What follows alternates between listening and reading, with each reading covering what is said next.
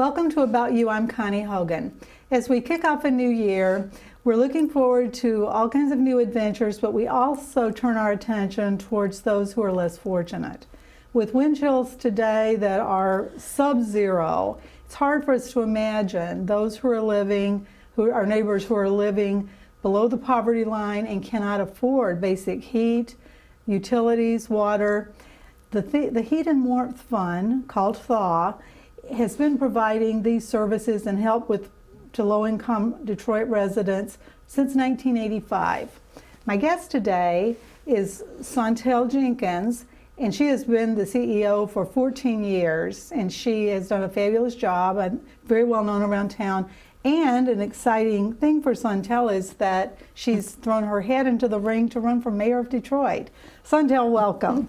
Thank you, Connie. Thank you so much for having me. You're welcome. I'm so glad that you could come. And I mean, what appropriate weather that we're having.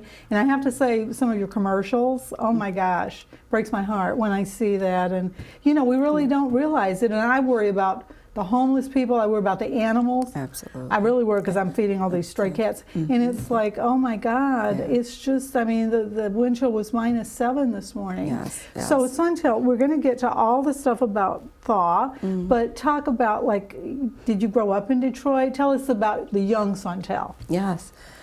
Wow, the young Saunteel. Oh, born like 10 years ago, right? Exactly. Right. We'll go with that. 10 years ago. That. Yeah, there you go. right. You did a lot real quick, right? Exactly. Go and tell us. I was born and raised in Detroit. Okay. I graduated from Cass Tech High School, went to Wayne State University. I am one of 3 children. Okay. I'm the oldest of 3. I have a sister. And I had a brother. My brother passed. No. In '91, we lost him to gun violence. Oh my goodness. So another area that's near and dear to my heart is. Oh, it is. Yeah. So, but yeah, I grew up in Detroit. I love the city. My life has been a representation of Detroit in general. The good things and the challenges of Detroit are truly a representation of who I am. So when you were out of Wayne State, what was like your first job? How did you progress to get into the nonprofit? So my first nonprofit job was at Focus Hope. I actually started when I was 17 at Focus Hope. Connie, it took me 9 years to get my bachelor's degree. I always say I was on the 9-year, 4-year program because I worked. A lot of people in GM were like that too. Yeah. It's we all have a different journey, right? We all have a different journey. Yes. So that was great then. You were, and I think I might have. I know you and I were talking earlier. We've known each other through the nonprofit community because I was with the Foundation World. Right. And I might have when known you were 12. Right. When I was when I was minus 12. But it was like, oh my gosh. But I knew Eleanor. Yes. Did you work for Eleanor? I did. Oh my Eleanor goodness. So a small world. And Father Cunningham were. Father Cunningham. Yes. Oh my gosh. Yes. When I started at Focus Hope, they were both still there. Yes, and running the program. For sure. Yeah. So how long were you at Focus Hope? I was at Focus Hope for about 6 years. Okay. I started as a secretary. I worked my way through school as a secretary. I actually interviewed for the job, and then when they found out I was 17, they were like, "We can't hire you. You're too young." Oh, no kidding. But you type 85 words a minute. Oh my gosh. So they hired me as a summer intern. Okay. Until I turned 18, and then I was hired full time, $5 an hour. I was an so intern proud. with GM too, but I was a little bit older, but I was an intern. And then, I won't get into all that. But yeah, that's awesome. So you were there. So from Focus Hope, then where did you go? From Focus Hope, I went to a program called the Healthy Start Program, which worked on infant mortality reduction. Right. Also, we're hearing about that. Yes, which is so. It's such a serious issue. It is nationwide, but in Detroit, we have some of the highest infant mortality rates in the country. So We've been working on it for a very long time. Very long time. I remember it. And they had that baby to baby, baby your baby. Remember Yes, that? baby your baby. Yes. I see. I know all Yes. I know the Detroit nonprofit business. Yes. Yes. So then, so you've been, you know, a lot of the different elements of, well, the nonprofit world, and like we were saying earlier, it's hard demarcation between the nonprofit world and politics. Yes. Because there's so much. How do you distinguish really? That's right. Between, because the issues are the issues. The issues are the regardless issues. of what the people's position is, what's going to be better, whatever, you know. So yeah, so you really are very, you know, you're very knowledgeable, and you've had a lot of firsthand experience with a lot of it. Thank you for that. Thank you. And you made me think about my former boss and mentor, Marianne Mahaffey, speaking of government and social work. I know. Yes. Marianne told me that social workers put Band-Aids on wounds caused by poor public policy. That's true. Yeah. Boy, it's really, and you know, not to detract off to this, which I could, with all this going on in Los Angeles now. Yes. But I mean, it just makes you mad because a lot of the stuff, like they can't get the water out of the hoses. I mean, and that was unnecessary to be that way. And sometimes you just got to face what the issues are. Right. And you know, you say, well, we're blaming, it's not the blame game because everybody wants the same thing. Right. Everybody wants to stop the fires, but nevertheless, the people who cause some of those problems, you know, we have to call it out so that they don't repeat it. So that it doesn't happen again. Right, because this is just, I mean, I couldn't even sleep last night, and I'm in the opposite world, which you know, okay, it's only 3 degrees out this morning, but still, I will take it. Yes. I mean, and that's a good reminder for people in this part of the world, you know, that it's like, oh my God, that's the worst. Yeah. That is the worst. Yes. Michigan is a safe place to be because it's you know, rare it's that we beautiful. lose, anybody is losing their home because of the cold, right? Now it's dangerous for people who can't afford heat and that's where we or come electricity. In, yes. That's right, and that's where we come in. So talk about, that's a good segue, talk about THAW, and I know you've been there a long time. 10 years. And talk about like a lot of the details about like how people get the help and you know what how the thing works, I guess. Yes, I don't know all the details of it. So we provide utility assistance, and that includes heat, electricity, and water. So heat can be natural gas, like most of us, and probably everybody in Southeast Michigan, but there are parts of Michigan where people still use propane, wood, even cherry pits. There are people who heat their homes with cherry pits. Is that northern Michigan? Or, yeah, it is. It's northern Michigan. Wow, yeah. Yes. They're pretty self-sufficient out there, though. Yes. I mean, we can laugh, but it's kind of like, it's like Montana. You know, you've got to do what you got to do. It's find like a our way. settlers. You figure out a way. That's right. Right, yes. and they're used to it. But we will help people with cherry pits. We will purchase cherry pits. Oh my goodness. For families who have the stove that will burn cherry pits, and they burn slower than wood, from what I understand. And I can only imagine the house smells like cherry pie, right? That's all right. Hey, that's good. Yeah, that's a good thing, that's right? A very that's good a good thing. So we provide the utility assistance where we will pay the vendor directly on behalf of families. That makes sense.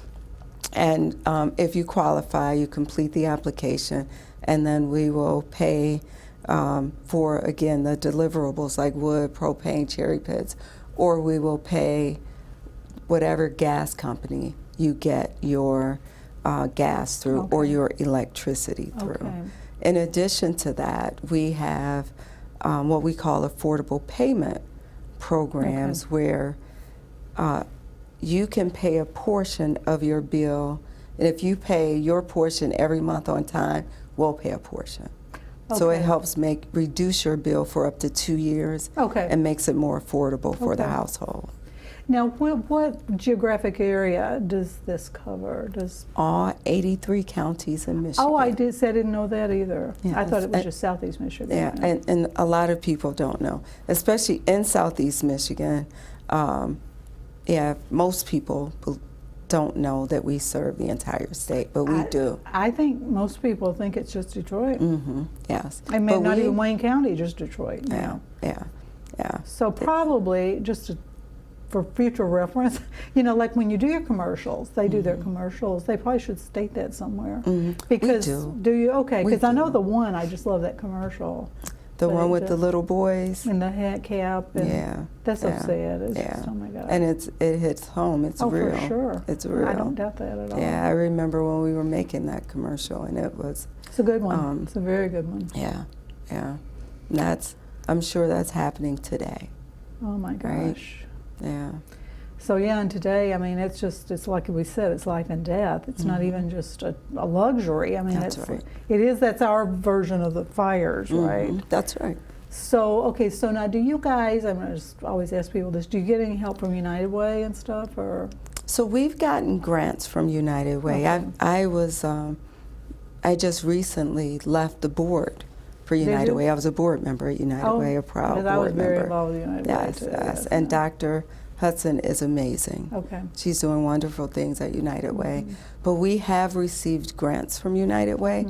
The majority of our funding comes from the Department of Health and Human Services. Okay, that's good. MISHDA, MPSC, and our grant from DHHS is actually a grant that is provided by DHHS, but it's administered by the Michigan Public Service Commission. So it's from the federal government. Would you say that's most of it? Actually, it is state funding. Okay. So in Michigan, we have what's called the Michigan Energy Assistance Program. Okay. And every electric meter has a surcharge. So you and I pay a surcharge of about $1.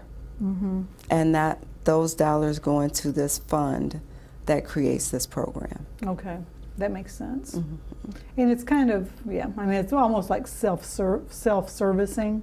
So it's not like an additional, well, it is a tax, I guess, but it's a surcharge. Yes. So talk about some of the other boards. I know you're involved in a lot of other boards and stuff too. Yes. That we've spoken about. Talk about some of those. So, and I will say, and you did mention this, that I've thrown my hat in for the mayor's race. So I'm stepping down from a lot of boards. You did. So that I can, you know, to reduce conflict, any potential conflict, you know, and to be singularly focused as well. But the Kresge Foundation, I just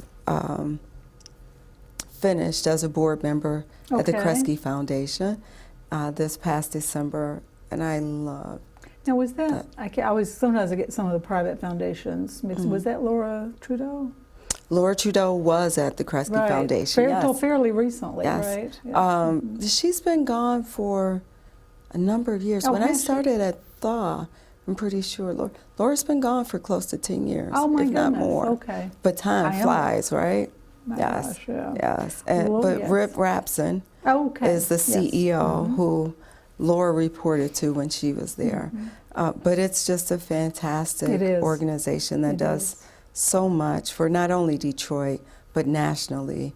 Kresge has a footprint, and they're making a huge difference for struggling people, families, and municipalities. They do great work in education and the environment and in urban centers. So that was a fantastic board and a great learning opportunity even for me. The United Way of Southeast Michigan. That's a biggie, yeah. Yes, and we know that United Way is doing a lot to help struggling families all over our state. And now United Way of Southeast Michigan also includes Washtenaw County. Yeah, and that happened last year. It's interesting. The club, you know, the nonprofits, because I witnessed it going back and forth. They'd even at one point, I don't know if you remember this, they called themselves United Way Community Services. Yes. But it had started United Way of Southeastern Michigan, then it became United Way Community Services, then it came back to United Way of Southeastern Michigan. Right. Is that what they're still calling it now? Yes, they are. Okay, Yes. so they're not going to change like Washtenaw or whatever. So did hear Washtenaw is now merged With with them. United Way of Southeast Michigan. So Yeah, the so now word- there's just one. There's just one. Yes. That makes sense. And so did Big Brothers Big Sisters. Yes. Because my last guest sitting here was the head of that. Okay. And she was bringing that together. Jennifer Spittler. Yeah. You probably know Jennifer. See, it's our little group that It is. manages everything, right? And that's actually, I mean, I think that organization probably has more challenges than even like you guys, because what you do is just so crucial, you Yes. know. And we do have funding from sources because it's crucial. The Big Brothers and Big Sisters, right or wrong, they are viewed as more fluff. I don't want to say the word fluff, but it's more getting volunteers. That's what it's all about. Yes. You know, is getting the volunteers. And I know getting volunteers has been even harder for so many organizations post-COVID. She spoke a lot about that. It's very Yes, hard. And so yes. they had merged with Detroit or Southeast Michigan too. So Yes, yes. So, But they yeah. provide crucial services they too. really do. Yes, It's yes. incredible. So you were involved with the Mariners Inn. Yes. Talk about Another that. place that's close to my heart. Is So it? Mariners, yes, is a shelter and treatment center for men. Okay. And I'll tell you, I started at Mariners because I was renting space in their kitchen. I used to have a baking business. Oh my called goodness, you Petite didn't even tell us Sweets. about that. So you snuck that in on us, right? Yes, I am a good baker. I don't brag about Oh my a lot goodness, I of things, bet but I you make are. a mean cake. Oh my gosh. So I Always would, something to fall back on, right? Right, exactly. Yes, I back then you could not have a business license baking in your home. You had to have a commercial kitchen. And so Okay. I rented space in the kitchen at Mariners Inn. So after they would serve their last meal of the day, I could go in and I could use their ovens and all of my their gosh. equipment, and I baked my baked goods, and I provided Holiday Market, Harbor Town Market, Tunnel Market, Amori Bakery. I did corporate catering and made pastry baskets. Now, do you So- still have the company, or do you still have No, the name of the company? I or- do not. I do not. Actually, there is a Petite Sweets in Detroit now, but it's not me. See, you should have held on to it and got into United Way, Walmart or something. Yeah, Because a yes. lot of those companies, anywhere, but in Detroit, I've noticed, I may be being here, but that get into Walmart, then they're golden. Right. I agree. Right. Remember the Yes, one yes. that's making the ice cream, the homemade ice cream? It's like Pitty Pat's Porch or something like that. But they're doing that one. homemade ice cream. It's very Really? expensive, Huh. but it is really good. Nice. But I they got bet it is. into Walmart because I just happened to see it, and they had it on Channel 4, one of them, and it was like, wow. Huh. I have to look for that. Yeah, definitely. Especially if it's this good mayor ice thing doesn't cream. work out, just, Exactly. Oh, my But you gosh. know what that made me realize? I am a good baker, and I love baking. Oh. I love baking for people I love, but doing it all day, every day, I realized it wasn't for me because I had no sense of purpose. I see. And my joy comes from knowing that I'm making a difference. I see. I Right? understand. And yeah. like a good brownie makes a difference while you're eating it. but when you're making 20 million of them, right? it's like, Yeah. oh my gosh. And how am I making this world a better place? Right. That's And so I interesting. guess if I had stuck with it long enough to get it in Walmart, and if I had become Mrs. Fields, then I could make a difference through philanthropy, maybe. That's right, Right? yeah. But I need for my day-to-day. I understand. To- Well, you're more cerebral. So, but I mean, you could have, obviously, anyone that does that, then they're going to farm it out, kind of thing. Yes, yes. And I know they're very big, Walmart is, on doing the small suppliers and bringing Yes. them up. That's how they get these, Yes. it's why they're where they are. That's so, right. That's They're right. like 20 times bigger than General Motors now. Yes. So. Wow, are they that Oh, much they're bigger? a lot bigger. Oh, God, I didn't yeah. realize Well, I that. used to do, and now we're getting off, the work on the annual report for GM. Mm-hmm. And I can remember a time when we had like 1 million employees, and we were by far the biggest company. Right. And you yeah. actually thought the largest in the world in at my one point, mind, right? nobody's ever, and I know a lot of other people thought this, nobody's going to touch us. Yes. And then near the end of my time, there's this company, this little weird company called Walmart that's popping up on us and exceeded us. And now there's not even any comparison. Yeah.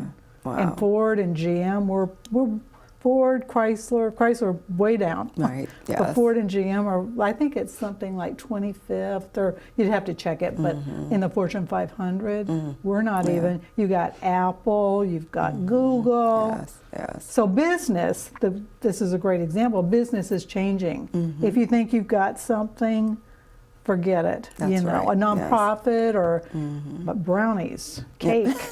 Cake People especially. will always want You're cake always and going to brownies. need You're good right. cake and You're brownies. right. So, Yeah, that's so a you've great got point. you're multi-talented lady. I knew that. Okay, so the other Director of National Business Development for Platform learning. Platform learning. Yes. Talk about that. So Platform Learning was a national tutoring company. Okay. And what we did was work with school districts in underperforming schools to provide free after-school tutoring to bring kids up to their grade level. So my job was when they opened an office in Detroit, I was hired to come in and work with school districts in Michigan. Okay. I probably 3 or 4 months after I started ended up doing that nationally. So I would go into cities like New York, San Francisco, Philadelphia, Chicago, Tampa, Jacksonville, Las Vegas. I opened an office right outside of Las Vegas, which was pretty cool. Gosh. Oh my goodness. And worked with those school districts to set up these tutoring programs. And we tutored elementary and junior high school kids to help bring them up to grade level. Wow. Yeah, that was one of the most fun and different experiences in my career, and it was completely unexpected. You know, I never expected to have a job where I would be responsible for looking at CAD drawings, right, and building out offices and hiring teachers. But it was a great experience.